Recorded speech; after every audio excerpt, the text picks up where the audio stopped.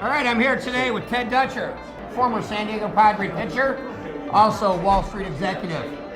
And we're talking a little bit about addiction, Ted. I'm with a company called Drug Rehabilitation.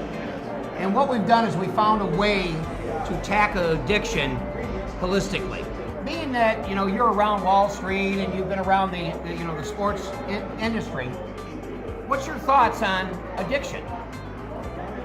Well, I think people find themselves in situations, pressures of life, or pressures to exceed expectations that they may have set for themselves, or the people they're around may have set for them. Adds a little extra pressure to them to look to other substances and other ways to achieve what they think their potential is. So whether it's in the athletic world or in the business world, and I've seen addictions in both, people just, they don't count on themselves to wake up in the morning and be right. Sometimes they need a little push or a little extra incentive, and over time, it takes its toll, and even when they're not achieving those goals, now they still have the addiction. What they thought was going to give them that advantage or give them that edge, all of a sudden is becoming a huge crutch. We have the sports industry now, and I want to talk a little bit about Aldon Smith, okay? Because, I've talked to a lot of the NFL players, and Aldon Smith, of course, is big news. He's a great player. He's at rehab right now. Yeah.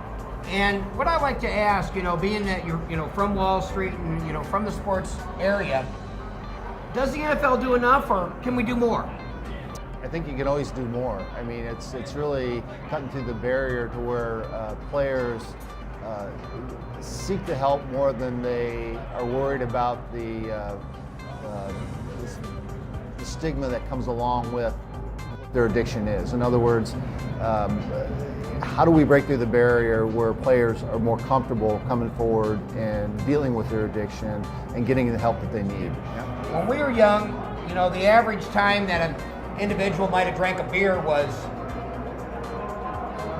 14 years old, okay?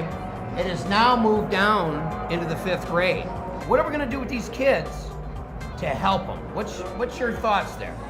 Again, it's breaking through barriers, and I think unfortunately now the barrier is at home. I've spent quite a lot of time. Family life.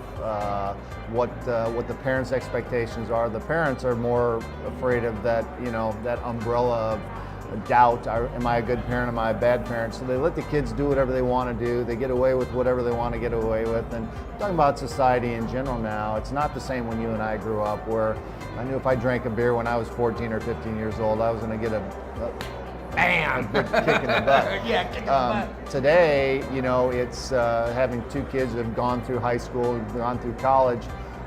Today, the peer pressure is huge. Right. We've been talking to some of the big opinion leaders in sports.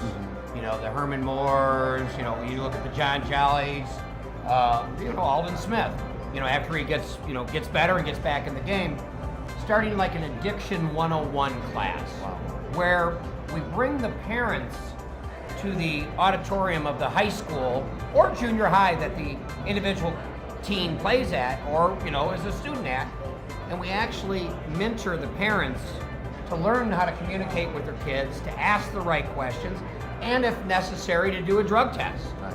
And we bring the kids along after we've trained the parents the same day. Yeah. We have a training session. Of course, the kids may be throwing the football, playing a little baseball, basketball, and that's how we get them there. Yeah.